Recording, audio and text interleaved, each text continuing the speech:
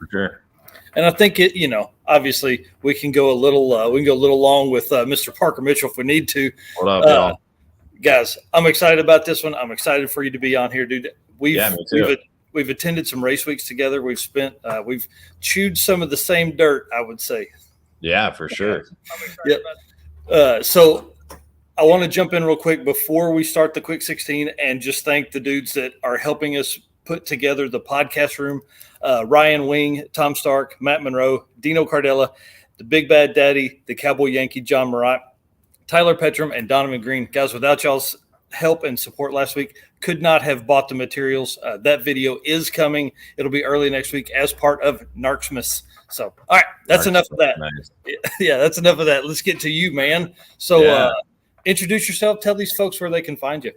What's up, guys? Parker Mitchell. I'm Teeth and Turbos on YouTube. I'm just a small YouTube channel. I was exactly where you were exactly like 1 year ago right now, and just been posting the process of cars and burnouts and Cletus and cars and race weeks, and it's really just been a hobby of mine and just doing it for fun on the side of my normal day job. And I couldn't be happier. Just what I love to do. Well, and dude, I think buying the 175,000 mile Hellcat, such a cool move as a burnout drift car. That's a cool setup. Well, I know I had a burnout car that was given to me. It's an old Fox body, and it was just on its last limb. And Garrett was like, for Cletus, Garrett was saying, "Hey, man, you should figure something else out because I think everyone's over that deal." And I knew I've always liked Hellcats, and I was thinking, well, maybe I'll get a Hellcat crate from that Cleveland Power and Performance, and I'll swap it into the Fox body. So for what I could buy the crate for, which was like 25 grand, then I saw that Hellcat come up for sale, which was 30 grand. So I was like, well, crap, all the time and effort I ought to go into swapping that, which would have been a really cool swap, would have been a total pain in the butt. Yeah. I can pretty much get the same car for the money.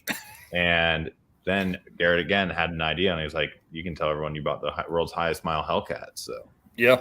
And 815 LSX Swaps was with us in Indy when you were in the Fox body. Dude, you went crazy in that car. You were over the track. It was a good time. It was a good time. I was even told before this past Cletus and cars, or not before, it was during, Garrett said, tell Parker he cannot go outside of the burnout pit, because I was going to. I was planning on doing it.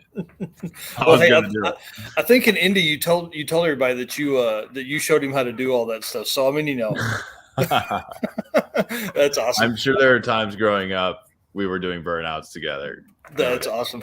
Well, dude, talking about growing up, what was your first car? My first car, I think, was a GMC Envoy, or my first like real car that I had a lot of passion and cared about was this. It was a 2006 Dodge Ram 1500 Night Runner, so it was the all black edition, and it was just so sick. I mean, that poor truck has got to be in a graveyard right now because I beat the living crap out of it. I mean, there's no way that thing's still alive somewhere. I'd be so surprised. That's awesome. What's your number one? Like, if you're only going to work on one car, what's the number one project car right now? Mm-hmm. Right now, it's got to be my Mustang with the 427 LSX. It's so easy to work on. I'm just piecing everything back together. I mean, I'm working on it every day after work, just trying to get it ready for the Christmas tree race coming up. Yeah, that car's so fast. Like, I think you were saying in the video a couple of days ago, like 850s is what the goal is now. Be like competitive 850 class. Is that right? The car should have no problem hitting 850s. In fact, it'll be a 7-second capable car. But my goal is to turn it down and have it absolutely dialed at an 850 so that it's a little bit safer and it's more consistent. I'm not worried about it blowing up every single pass.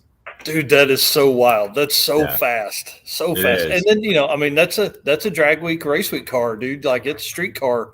It is. It is for sure. That's cool. Why don't you tell them, like, what's your most recent car you've purchased, daily or project? It's a Hellcat, and then I bought a Jeep yesterday. I've had this Wrangler for a while, and it was on lease, and so I just bought out the lease yesterday. So kept keeping the family. It's for my fiance. Cool.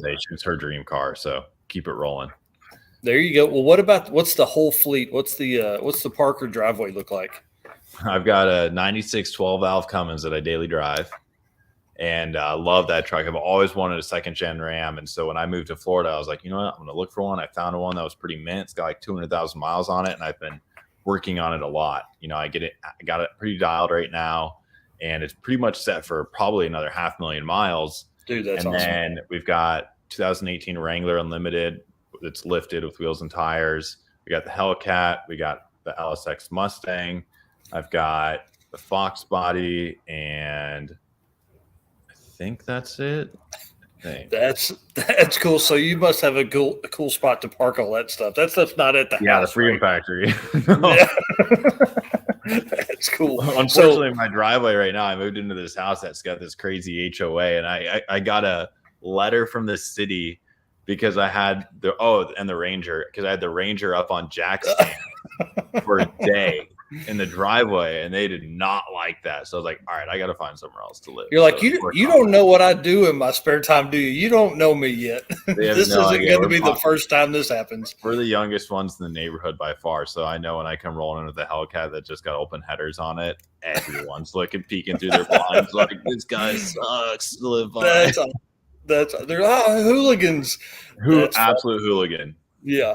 What's the favorite car you've owned during your lifetime of driving? Ooh, during my lifetime of driving, I'm really enjoying the Hellcat. It's just such a fun car, and it's so loud and obnoxious, and it's got great power, and it's got AC, and I can drive down the road. I love the 12 valve. Gosh, I also had a Roush 99 Mustang for a while. Yeah, that car was just loud. It wasn't that fast, but when you're 16 and you got a Roush Mustang with just open exhaust, it's really fun. Well, yeah, those cars, and especially I don't know when you were 16, what year that was, but when I was 16, a Roush Mustang would have been fast. You're right. Yeah, it would have been. I turned 16, I think, in 2007. I'm 30. Yeah. So right along that would have still been fast, and that car's probably like a 13-second car, 12 and a half. Oh yeah, when you're 16, that thing is that thing's really quick. Yeah, and it'll do 100. So that's a good thing. Yeah. What's the fastest mile per hour you've driven? Oh God, I mean, off the track, on the track, it's 180s. I'm sure. I mean, I don't really shoot for high speeds. I'm more of your light to light guy. I want to get to the next light as fast as possible. I don't really get a thrill out of going fast. You know what I mean? You want to go fast. I want to accelerate. I love to accelerate fast. That's cool. And drifting around corners. I mean, who doesn't love to do that? I'm telling you. In the Hellcat, I want to drift an on-ramp. I really want to drift an on-ramp to an interstate. So yes, I'm working on it. Once I get the big bank down at the Freedom Factory, I'm going for it. Yeah, that's awesome. Who's your biggest inspiration? It's got to be my brother for sure. Yeah. It's really neat. He a lot of people look up to their older brother, but I would say I definitely look up to my little brother. Yeah.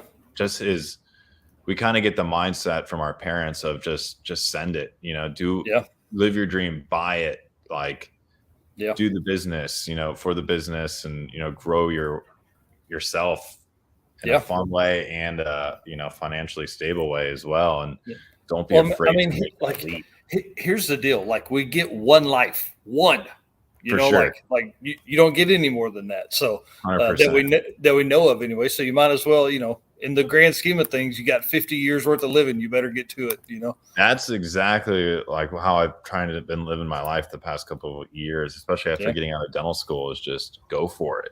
Yeah. Go for it. That's cool. What's the next event you're attending?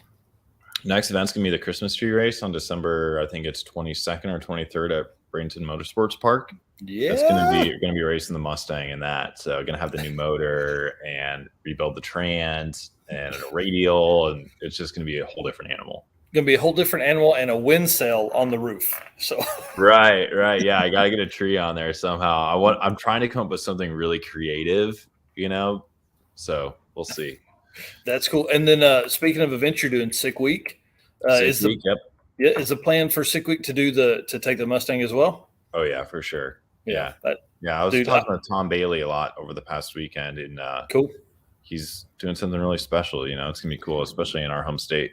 Yeah, it's gonna be so neat to see his take. He keeps talking about how if he's gonna do it, it's gonna be really nice, and I feel like it's just gonna be so cool. Well, yeah, and as Tom said, he's not doing it to gain anything financially about this. He had been to so many events, and with his buddies, they were saying, they should do it like this. They should do it like this, and they said it enough to a point where now they're doing it themselves the way Yeah. they want it to be done and not take crap from anybody and to do it right, Yep. So they're doing it out of the fun and love of motorsports, not to try and make a living off of. And I think that says a lot about Sick Week. Yeah. And to, like the co-pilot, Justin Chestnut, we're bringing a Model A and his wife is driving. She's part of Sick Ward. Like she's as excited about that as we are about, and Justin just popped in, and as we are about Sick Week. I mean, like it's just going to be so much fun. I think it's going to be a good time. I agree. It's going to be a big mix of like hot rod, power tour, and drag week combined. What's the closest tool to you right now? Oh, closest tool. Normally I've got my out the front on me, but I'm out of town. I'm not even at my house, so there's nothing around here. I'm at the in-laws, which they don't have any tools here. I am the tool when I show up to fix everything in the house. So there's probably a bucket of screwdrivers in the garage around here, but I feel naked right now. That's cool. What is one tool? Normally I carry my Boxo toolbox everywhere. Oh, yeah. Like the ultimate. That's cool. So what's one you can't live without then? My out the front. What is an out the front? It's like a switchblade where you push the button to go ching. It shoots out the front. Because I carry it on me all day, every day, because when you're working on stuff and you need a knife, we all carry knives. You want to be able to do it one-handed, and that thing's a ching. Yep, that's cool. I love crescent wrenches. Yeah, I mean, two of them, and you've taken up an entire toolbox, metric and standard, doesn't matter. Yeah, for sure. And then I think I probably know the answer to this, but are you a naturally aspirated, nitrous, or boost guy? Well, no, you can't always beat a big naturally aspirated motor, but man, I love that boost. There's no better feeling than getting into that boost. I'll tell you what. Yep. Especially on a big turbo car. It's wild. It's everything you dream of. Yep. And that's what I love about turbo stuff, especially big singles, is just the way that thing just punches you in the face. Yeah, it's the best. And so you get the best of both worlds. Now you've got a blower on the Hellcat, and you've got a big single on the Mustang. Dude, that's envious. Right. What car part have you broken the most? Car part I've broken the most it's got to be.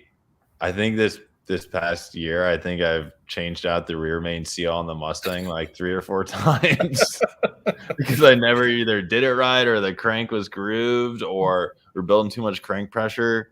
Man, I'll tell you what, between race weeks 1 and 2 this year, I think I went full that tran's been out of that car like 8 or 10 times. It's ridiculous. That's crazy. Absolutely and ridiculous. I mean, it's a car that is raced, not necessarily like a full-blown race car, right? So like, there's not interior panels that pop out to get the bolts that are easy to get to take the trans. And I'll tell you what, though, I can get that trans out in about 20 minutes if I need to, though. I'm pretty good at it now. That's crazy, man. That is so crazy. Right. When you're working on something, are you a WD-40 or PB blaster kind of guy? I would have to say when I'm working on stuff, I go through massive amounts of brake cleaner. I'll just leave it at that. Yeah. Massive amounts. Just send the case to the shop, man. It's fine. I literally wash my hands with brake cleaner at the end of the day. Hey, that's a great way to find where you cut yourself. I think yeah, for sure. Not only that, I think I want to, I got to develop my own brand of brake cleaner or something because let's go. That's awesome. Right. Are you? I guess that probably answers this. I was going to ask if you're a gloves or bare hands kind of guy.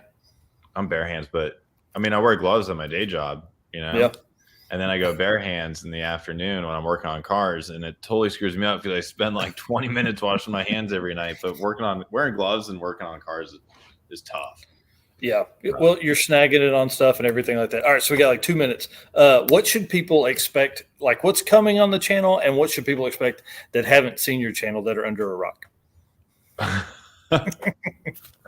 Coming on the channel is the finish of the Mustang because that thing's going to be so rowdy. It's a similar setup to Ruby, but obviously Ruby's a lot more dialed and weight distribution is more even. So that car's going to walk on me all day long, but it's going to be a lot of Mustang stuff and Sick Week. And I get the Hellcat back dialed because I kind of broke it during Cleveland cars, but I got parts in the way.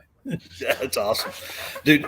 So in a year, like we've got 1 minute here, in a year, you've gone from, 3,000-ish subs to almost 40,000. What's one tip you can give all of us small guys out there that you think helped? Don't stop, keep grinding, and just do it for the fun of it. Stop looking at the numbers, stop looking at the analytics, stop worrying about how many subscribers follow you or unfollow you in a day. That's not why you're doing it. You're doing the reason you say that is we had that conversation before this started. It's so easy to get caught up in the analytics, but so what? So what? Yep. It doesn't happen overnight as much as we want it to. Man, the one thing that's cool about having all of this content that we're making right now is that we'll also have it in 10 or 15 years when we're like, oh man, you got 2,000 videos on your channel that is a build of crazy cars you don't even have anymore, instead of like what would happen. Like, think about your parents in the 70s. They'd grab a box and be like, hey, here's this Camaro I had, or here's this Mustang I had, or whatever. For sure. So that's cool, dude. Well, hey, I really appreciate you coming on and doing this. Tell everybody again where they can find you, and then we'll bounce out. Teeth and Turbos on YouTube. Teeth because I'm a dentist, Turbos because I do car stuff, and so that's my hybrid of the both. Or at Parker Mitchell on Instagram. That's where I post everything. So. All the time, dude. Your Instagram is awesome. All right, I'm gonna close this. Stay with me. We'll talk for a second, and we got to figure out a time we're gonna do the long format one, because that's what I want to know. Yeah. Bye, guys. Happy Thanksgiving. All that stuff. Happy